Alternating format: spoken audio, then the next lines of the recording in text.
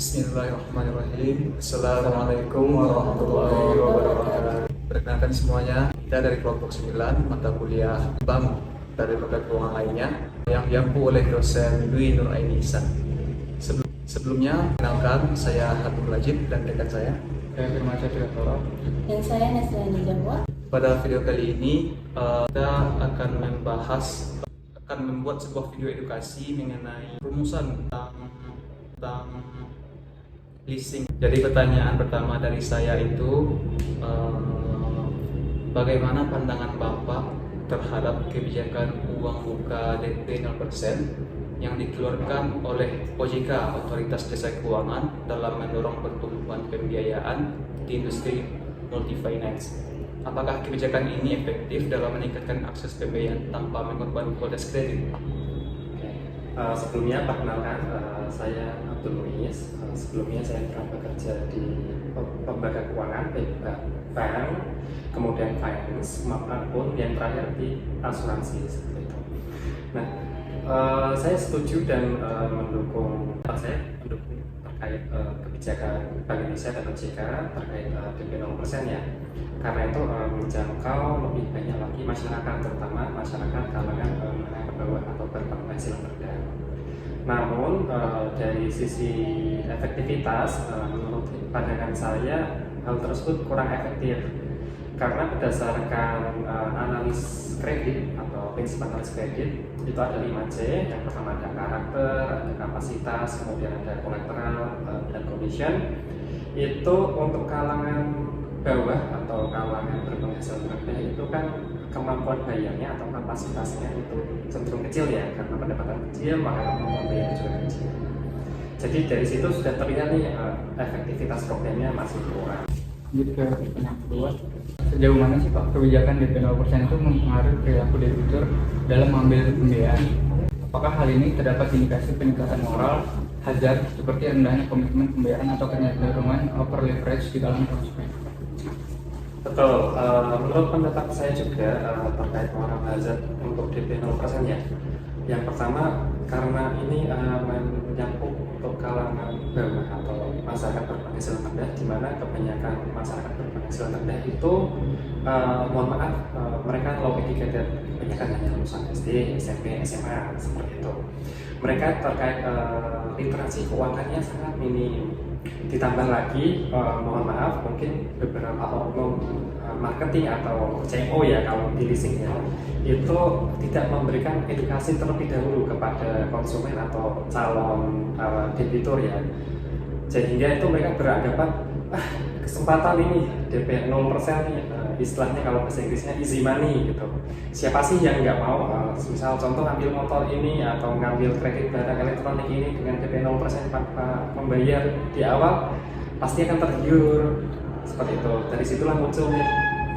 Dan kita tahu sendiri kalau masyarakat Indonesia itu kalau sudah ada kesempatan pasti akan dilanjutkan, apa yang nggak dimanfaatkan seperti itu ya toh.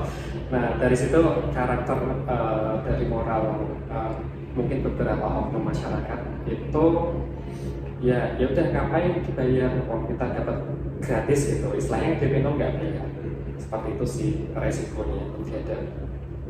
Baik, lanjut ke pertanyaan ketiga Pak, tentang tren non performing finance itu bagaimana sih Pak NPF ini di industri multi finance itu dalam beberapa tahun terakhir, khususnya setelah penerapan kebijakan DP 0% itu, apakah yang terdapat korelasi signifikan antara kebijakan tersebut dengan peningkatan risiko kredit bermasalah? Betul, terkait NPL atau non-performing loans itu banyak hal ya. Tadi sempat saya singgung untuk pertanyaan pertama ada 5C untuk analis kredit. Yang pertama mulai dari kapasitas, kemampuan bayar, kemudian ada karakter itu karakter konsumennya tersebut, kemudian ada capacity atau modal, ya kapital atau modal, kemudian ada collateral, itu aset yang diagunkan, sama kondisi saat ini.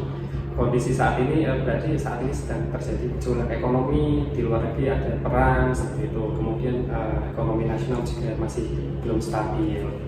Dan hal tersebut tentu saja mendorong terjadinya banyak istilahnya gagal bayar atau non-performing loans.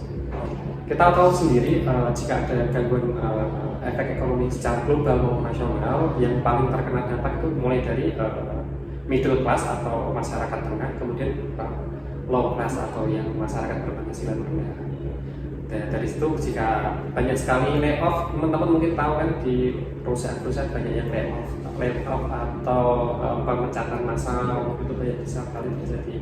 Nah dari pemecatan tersebut mungkin kan salah satu konsumennya nggak bisa membayar ya, akhirnya di situ akan meningkat NPL-nya atau gagal bayar dari kredit tersebut. Seperti itu. Dalam perspektif manajemen risiko, di mana perusahaan multi-finance menyeimbangkan antara dorongan aspek pembiayaan melalui debt penalty dengan penerapan prinsip kehati-hatian. Strategi apa sih yang biasanya diterapkan buat memitigasi risiko tersebut? Terkait ekspansi pembiayaan ya untuk DP 0%, ini banyak hal seperti yang disyaratkan dari OJK dan BI. Untuk DP 0% kan syaratnya misal untuk perumahan ataupun finance pembiayaan multi bunga itu kan di angka gaji maksimalnya 7%, 7 juta harus di bawah itu, alias ya UMR masih bisa lah. Sedangkan untuk jangkauannya sendiri yang berpotensi untuk lebih konsumtif itu sebenarnya middle class ya, untuk yang penghasilannya di atas UMR. Nah dari hal tersebut kita sudah bisa melihat nih, sebenarnya regulasinya bagus, pemerintah ingin mendorong masyarakat yang lebih konsumtif, ingin memajukan sektor multi finance.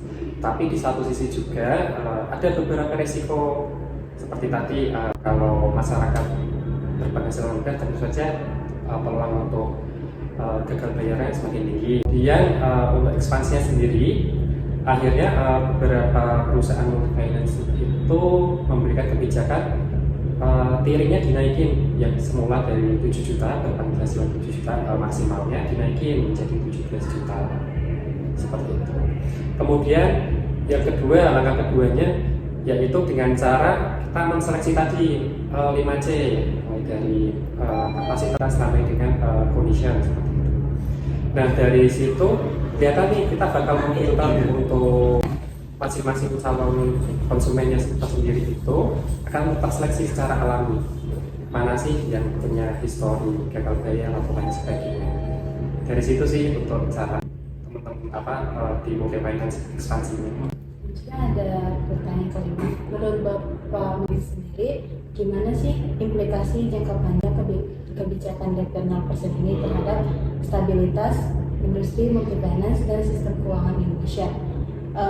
Kebijakan ini tuh bersifat cuman jangka pendek atau berkelanjutan? Berdasarkan pengalaman saya ya, sebelumnya itu sudah pernah ada yang namanya ya sama DP minim, kemudian DP 0 juga ada, itu sebelum itu memang sasarannya untuk menjangkau masyarakat menengah ke bawah. Namun kebijakan ini saya rasa kurang efektif ya kalau tidak disertai dengan edukasi ke masyarakat atau konsumen. Kebanyakan masyarakat itu kan literasinya yang maaf yang kondisi yang menengah ke bawah itu kan literasi keuangannya rendah ya. Nah dari sini peran dari multi finance sendiri itu sangat penting, terutama di marketing atau CMO garda terdepannya mereka. Sebenarnya saya menurut pendapat saya sendiri untuk program kebijakan DP 0% atau DP minim ini kurang tepat ya. Lebih baik kan bunganya direndahkan daripada dinolkan. Seolah-olah kalau tetap ada DP namun ada bunganya dengan rendah, itu lebih akan menstabilkan siklus keuangan lembaga keuangan seperti itu. Nah contohnya saja di Singapura, di Malaysia.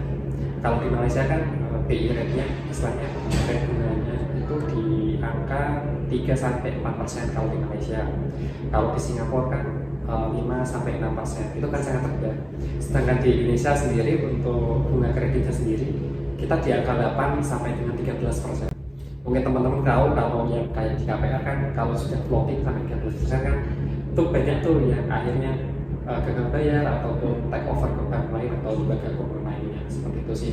Jadi menurut pandangan saya kebijakan yang lebih tepat sebaiknya lebih ke bunga jangka panjang aja sih, bukan di DP minim atau DP 0%, seperti itu. Sekian Pak wawancara pada hari ini. Terima kasih banyak Pak Muiz yang telah menyempatkan hadir. Mungkin sekian semuanya. Bila taufiq wal hidayah. Assalamualaikum warahmatullahi wabarakatuh.